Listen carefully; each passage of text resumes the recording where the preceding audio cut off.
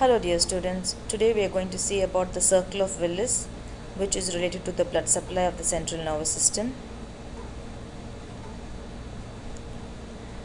At the end of the session, the student will be able to explain the Circle of Willis and the blood supply of the brain, and also to correlate the location of the arteries with the sulci. So, this is the ventral surface of the cerebral cortex, and you can see one half of the cerebellum present along with the brainstem. Now we have some major blood vessels, that is the internal carotid artery. This is the internal carotid artery, cut end of the internal carotid artery. It enters the skull through the carotid canal, which you can see in the base of the skull, okay, external surface.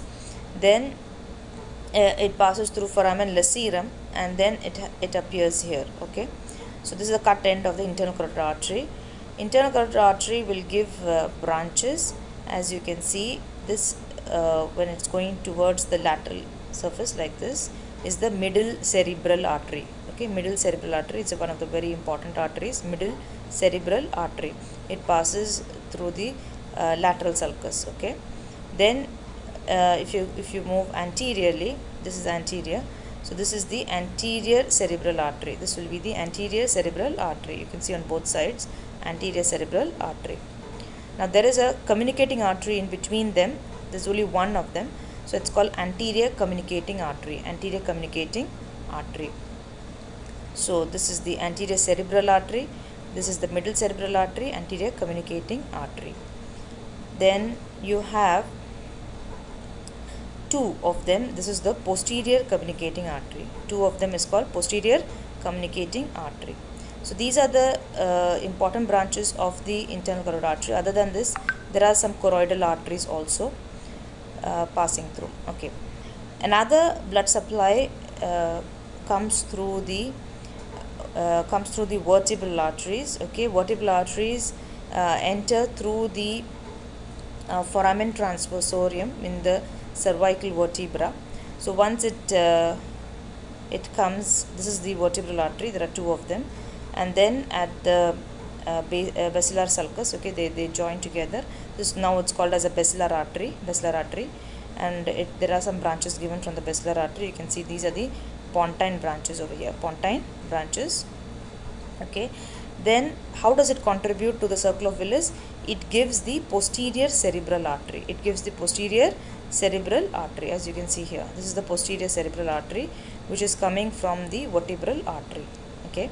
So the Circle of Willis is made up of two posterior cerebral artery, two posterior communicating artery, then the middle cerebral artery on both sides, then two anterior cerebral artery, and one anterior communicating artery. So it forms a circle around the interpeduncular fossa and this area. It's called as the Circle of Willis. And pathologically, there is one aneurysm which is very common. It's called as the perianeurysm, common over here, okay. So other arteries which you can see here, you can see that there is anterior spinal artery. This is the medulla oblongata continuation as spinal cord. So you can see this is the anterior part. So this is the anterior spinal artery. You can see posterior spinal artery, the two of them, okay. Then you can see pica, it's called pica in short, posterior inferior cerebellar artery, posterior inferior cerebellar artery, okay. And here this is the fourth part of the vertebral artery. Vertebral artery has four parts, okay. Then you can also notice that this is the anterior inferior cerebellar artery. So it's called as AICA, AICA, okay. Anterior inferior cerebellar artery, AICA, also supplying the cerebellum. There is one more artery which supplies the cerebellum, which is the superior cerebellar artery. So there are three arteries supplying the cerebellum: superior cerebellar artery, anterior inferior cerebellar artery, and posterior inferior cerebellar artery, okay. So all of them supplying the cerebellum, okay. So I hope it's clear to see the circle of Willis. Now the specimen which is present in the lab, you can again see that there is vertebral artery over here. This is the basilar artery, and you can see that there is a posterior cerebral artery over here. This is anterior cerebral artery. Okay, if you retract, you can also see the middle cerebral artery going into the lateral sulcus over here.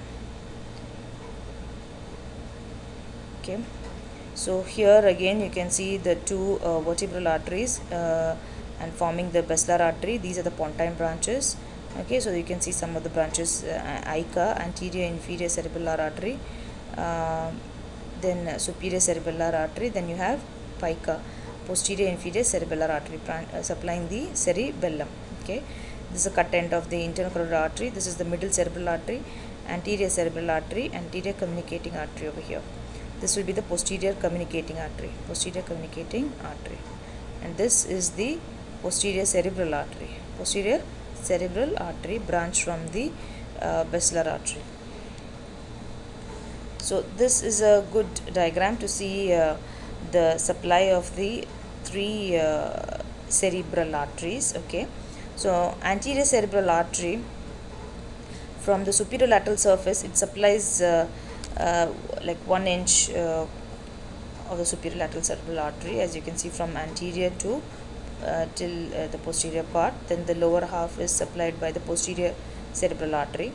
The majority is supplied by the middle cerebral artery. Like if you would just keep your hand here, so you can feel the majority supplied by the middle cerebral artery. So you can also correlate with the functional areas, the auditory area, the motor area, speech area, the Wernicke speech area, okay, Broca's area, Wernicke speech area.